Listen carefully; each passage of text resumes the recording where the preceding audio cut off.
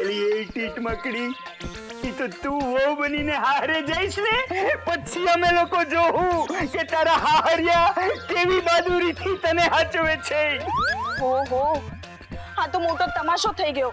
એના કરતા 4 ચમચી ચા આપી દીધી હોત તો. 4 નહીં 6. એક મિનિટ આ છે ને રસોઈ ડિપાર્ટમેન્ટનો મુદ્દો છે, એને સોશિયલ ડિપાર્ટમેન્ટનો મુદ્દો નહીં બનાવો પ્લીઝ. આ મુદ્દો રસોઈ ડિપાર્ટમેન્ટનો નથી હો, આબરૂ ડિપાર્ટમેન્ટનો છે. ના, આ મુદ્દો નોકર ડિપાર્ટમેન્ટનો છે. રોઝીએ મનુનું અપમાન કર્યું છે. રોઝી એની ફરજ નિભાવી છે.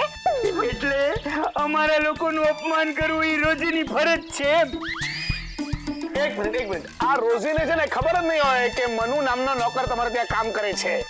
તો એને પૂછવું જોઈએ ને. રોઝી છે ને અહીંયા કામ કરવા આવી છે, બીજા ઘરના નોકરો સાથે હાય હેલો કે ગોસિપ કરવા નથી આવી. હે એમ તો મનુ પણ કે રોઝી પાસે ફ્રેન્ડશિપ બેન્ડ બંધાવવાનો તો આવ્યો. અરે હું તો કહું છું કે મનુએ રોઝીને મળવાની જરૂર નથી. અરે દિવાકર, એટલે આપણા બે ઘર વચ્ચે હવે વાટકી વ્યવહાર બંધ કરી દેવાનો.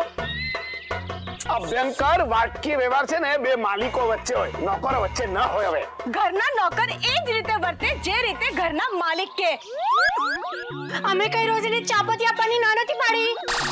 ઓહો, ધીસ ઇઝ ટુ મચ. 4 ચમચી તો 4 ચમચી ચાપતી આપી દીધી હોત તો સારું થાત.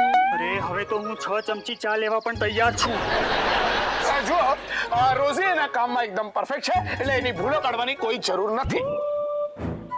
એટલે તારું કેવું એમ છે કે અમારો મન્નુ બરોબર નથી એમ? અરે અમારા મન્નુ જેવો કામઢો માણા આખા વડોદરામાં ગોઈતો ન મળે. તો રાખો ને મનુને તમારા ઘરમાં. અમારા ઘરમાં અપમાન કરવા શું કામ લઈ આવ્યા છો? ઓ હલો, મનુ કઈ અપમાન કરવા નહોતો આવ્યો. અને દિશા, જે ઘરમાં તું હોય ને તે ઘરમાં કોઈનું સન્માન થવાનો તો ચાન્સીસ જ નથી.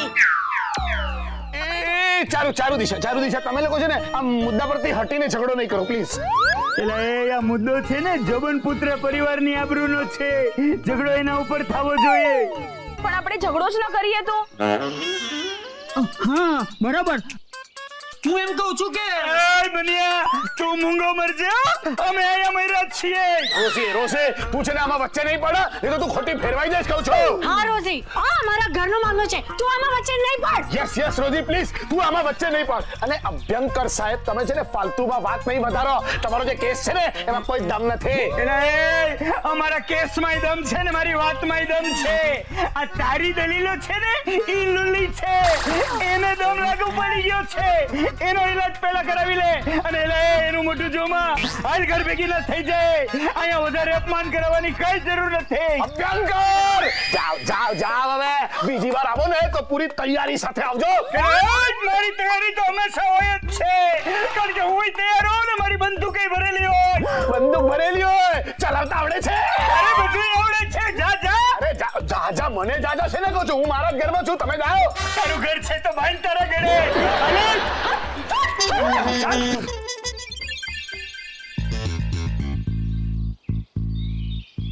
હા, લોકો તો બહુ અઘરા છે. હાલે. Thank you. ઠીક છે. દુખી મન મારા, માન મારું કહેવું, જ્યાં નથી શાંતિ ત્યાં નથી રહેવું. મનુ, શું થયું તને? કેમ આવું દુઃખી ગીતો ગાય છે? નાના સાહેબ, મને બહુ ખરાબ લાગી રહ્યું છે. મેં રોઝીની ફરિયાદ સાહેબને કરીને બંને પરિવાર વચ્ચે મોટો ઝઘડો થઈ ગયો. મારું માથું શરમથી ઝૂકી જાય છે, મારી આંખો આંસુથી છલકાઈ ગઈ છે, મારું દિલ દર્દથી ઉભરાઈ રહ્યું છે, પસ્તાવાથી મારું મન છલકાઈ રહ્યું છે. ધિક્કાર છે મને, ધિક્કાર છે. તું આવું વિચારે છે? તો તારી માટે મારી પાસે એક મસ્ત મજાના બેડ ન્યૂઝ છે. શું બેડ ન્યૂઝ છે? એ જ કે તું ક્યારે બિઝનેસમેન નહીં બની શકે. બિઝનેસમેન બનવા માટે છે ને 56 ની છાતી જોઈએ. હું છે ને જ્યારે બિઝનેસમાં લોકોના પૈસા આમ ડૂબાવી દઉં ને ત્યારે મને આટલું એ દુઃખ નથી થતું, આટલું એ નહીં. અને હું આવી રીતે દુઃખી થઈને આવા ખરાબ ગીતો તો ગાતો જ નથી. એ જગ્યાએ ખુશ થઈને ખુશીના ગીતો ગાઉં છું.